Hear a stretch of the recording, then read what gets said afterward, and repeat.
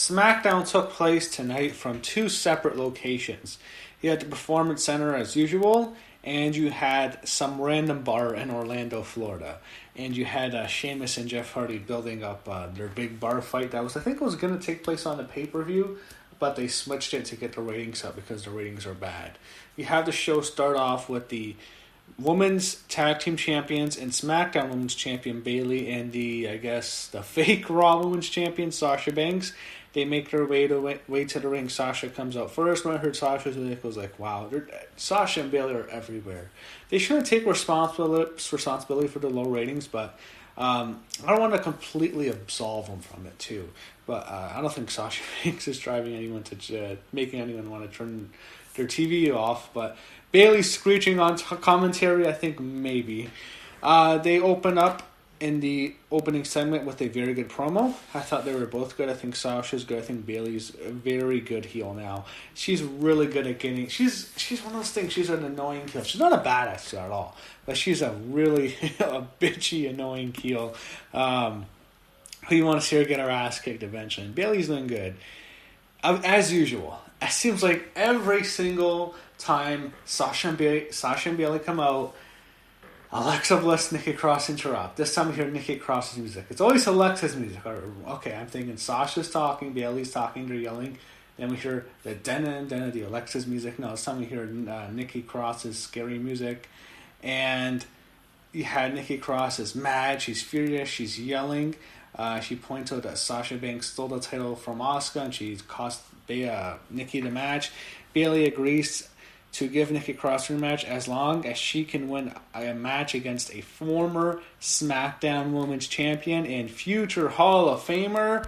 She's going to say Sasha, but instead she announces it's Alexa Bliss. And Alexa came out with Nikki, this time to Nikki's team, and I have to say, Alexa was unbelievably cute tonight. She's beautiful. It's Alexa Bliss. She's smoking hot, but tonight, there was something unbelievably cute about the way she... her attire was tonight with her makeup. I really have to credit Lexi there. She's something else. She's wow. How could you just put Alexa Bliss for 2 hours on my TV? I think everyone would be okay.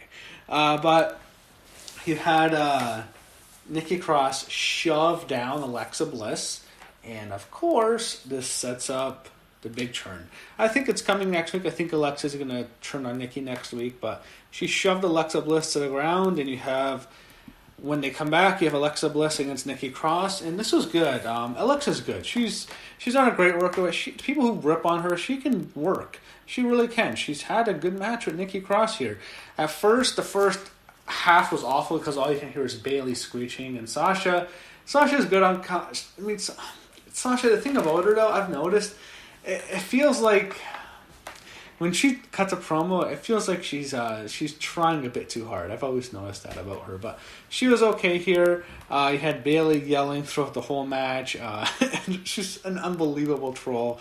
They had to go back to Bayley and Sasha yelling on commentary for so much, and you had Bayley trying to start "Let's go Nikki, Nikki sucks" chant. And I've also noticed, I think Alexa Bliss does the whole Trish Stratus pointing now. I guess that's part of her gimmick, because she must have done that 3 times at Trish Stratus point. But you had a commercial, then they start to focus more on the match, and they did okay here. They got exciting for a little bit. You thought, all right, they're going to go with Alexa here. As I thought for sure Alexa's winning when she started attacking Nikki's ribs. Nikki misses a flying crossbody. She lands hard on her ribs. She's in pain, so she backs off. Alexa she's concerned her friend's hurt. Nikki then uses an inside cradle to win the match.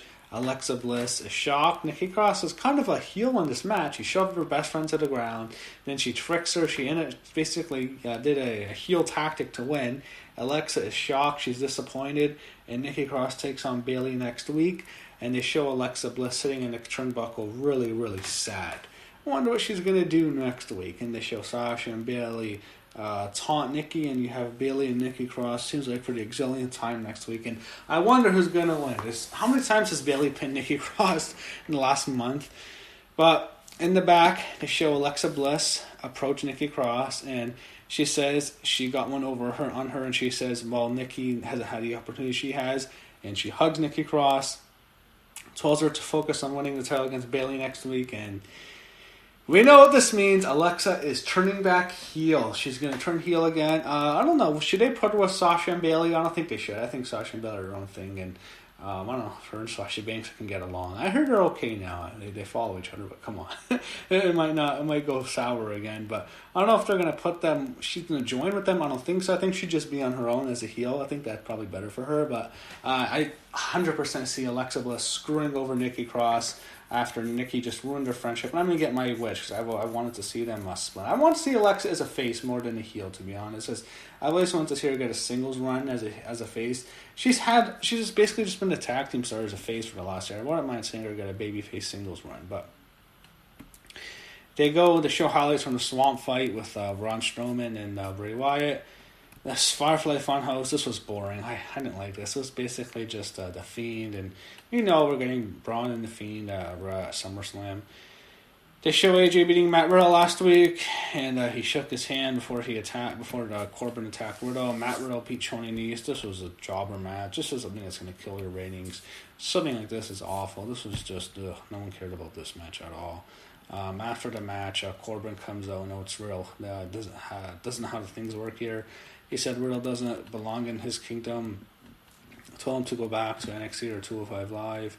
And basically, Riddle comes in and he knocks out Corbin. And I don't care about Baron Corbin. They go Miz and Morrison backstage.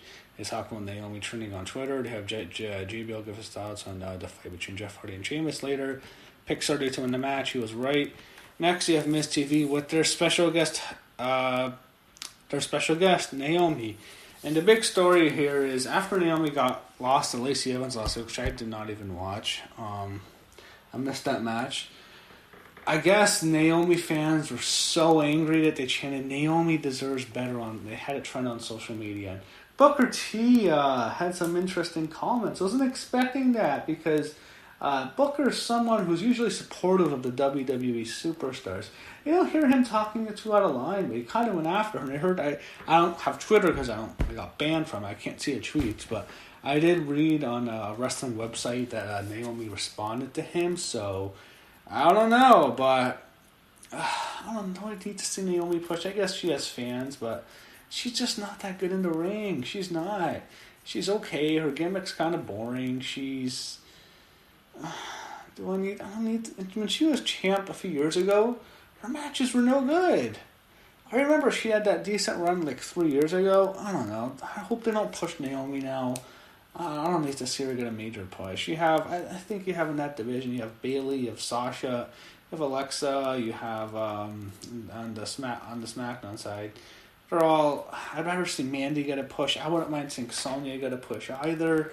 There's so many women I'd rather see get a push again than Naomi. And one of them, I'd rather see Naomi than this Lacey Evans. I'll admit that. But they Miz and Morrison mock her forever. Naomi gets in their faces. This is every single Miz and Morrison thing. Then what happens is they bring out Lacey Evans and they fight. Lacey Evans has lipstick and Naomi makes Lacey Evans get lipstick on her face. I don't care about the segment. The Cesaro Nakamura, they recap them beating New Day for the titles and they celebrate. I don't know I couldn't read what Cesaro's shirt said. It's like something, 3 lines. I don't know. Kofi says, alright, they go backstage and we see Kofi thinks and walk out of the trainer's room and there he tells Big E that it's time to go on a singles run basically. He said they're going to get their belts back, but it's time for him to shine. And I don't think this is a real injury. I think they're just going to give Kofi time because they want to push Big E as a single star. We'll see how far he goes. But basically what they're doing is they're going to push him as a single star. I don't think he's going to get the push Kofi got last year, but they're going to push Big E. And Kingston told Big E to be a single star, and while he and Woods healed up, they'll be reunited again. And they embraced to end the segment. I thought this was really good. So we're going to see Big E as a single star for a while. Wouldn't mind it. We'll see how he does. They had AJ Styles make his way to announce table and we have a fit for our number one contenders match. Who cares? Grand Metalik, Shorty, G, Lindsay, Dorado, Drew Gulak.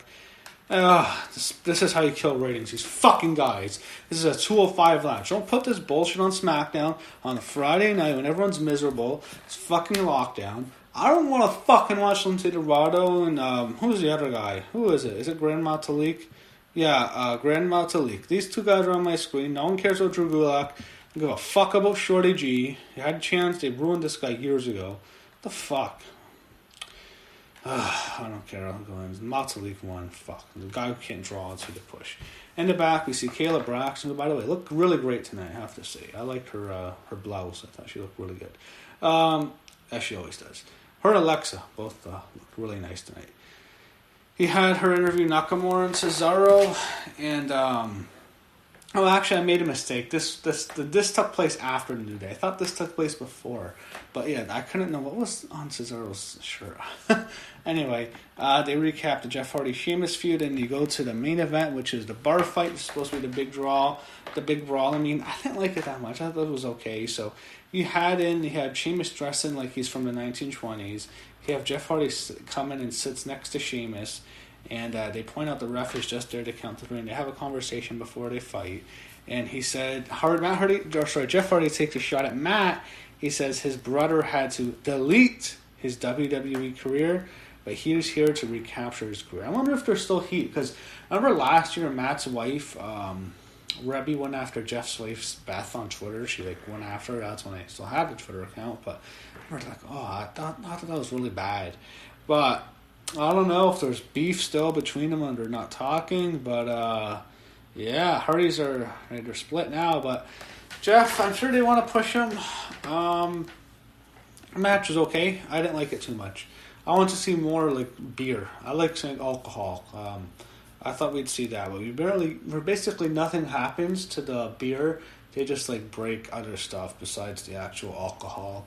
One bottle gets smashed, so. They fight for a while. There's a slam on the bar, and then they go into the bathroom, and Sheamus puts Jeff's head in the urinal, which I'm sure Vince McMahon must have loved. Vince might have just passed out laughing at that. I think Vince might have died when he saw could you imagine? Pal, you got some piss, pal, something like that.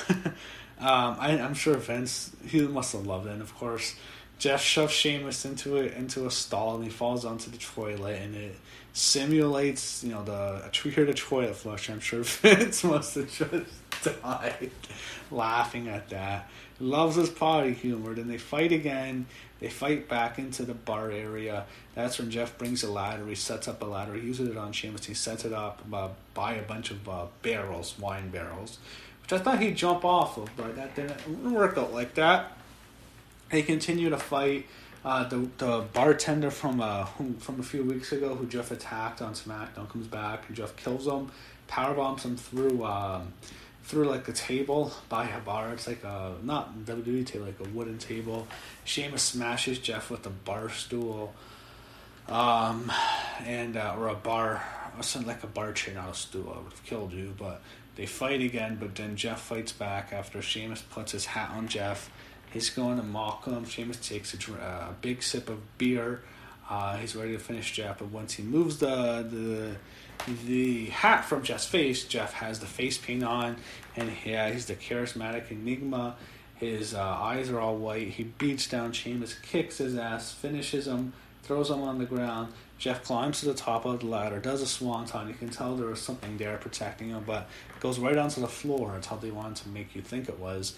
Jeff Hardy pinched Sheamus, and Jeff Hardy wins the barroom fight, which I thought was pretty interesting. And that recaps SmackDown, the July 24th, 2020 edition of it.